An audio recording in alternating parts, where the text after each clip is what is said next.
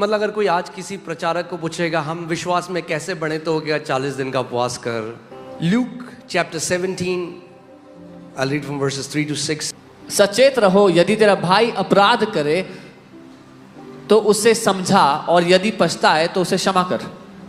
और यदि दिन भर में 7 बार तेरा अपराध करे और 7 बार तेरे पास फिर आकर कहे मैं पछताता हूं, तो क्षमा कर. And the apostles said to the Lord, increase our faith.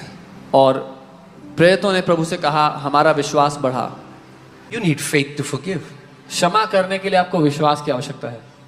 Hey, Jesus is calming the storms and multiplying bread and raising the dead and opening blind eyes and making the lepers clean. But apostles never said increase our faith. But here Jesus is telling them, you have to forgive your brother if he sins against you. And they're like, Lord, you have to increase our faith. यहाँ पर यीशु तूफान को शांत कर रहा है, रोटी को हजारों को खिला रहा है, अंधों की आंखें खोल रहा है. तब चेलों ने नहीं बोला कि हमारे विश्वास को बढ़ा.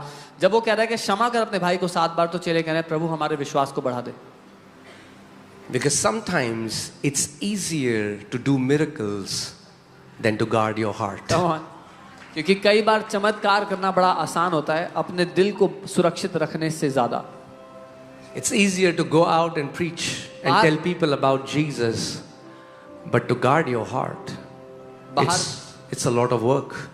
बाहर जाकर प्रचार करना, यीशु के बारे में लोगों को बताना बड़ा आसान है, पर अपने दिल को बचा के रखना, इसमें बहुत मेहनत है. Now, so जो प्रेरित हैं वो यीशु से क्या कह रहे हैं?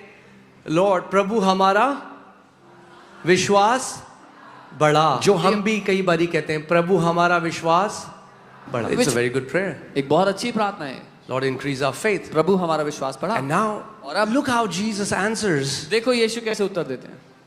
अगर आप पहली बार इसको पढ़ेंगे तो आपको लगेगा ये प्रभु ने क्या बोला है. मतलब अगर कोई आज किसी प्रचारक को पूछेगा हम विश्वास में कैसे बढ़े, तो हो गया 40 दिन का उपवास कर. प्रभु ने कहा यदि तुमको राई के दाने के बराबर भी विश्वास होता तो तुम इस शहतूत के पेड़ से कहते कि जड़ से उखड़ जा, समुद्र में जा लग जा, तो वो तुम्हारी मान लेता.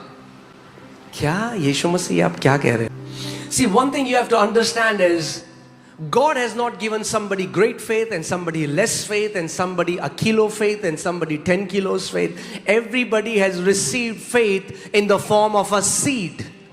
आपको ये समझना है, परमेश्वर ने किसी को बड़ा विश्वास, छोटा विश्वास, 1 किलो विश्वास, 10 किलो विश्वास नहीं दिया.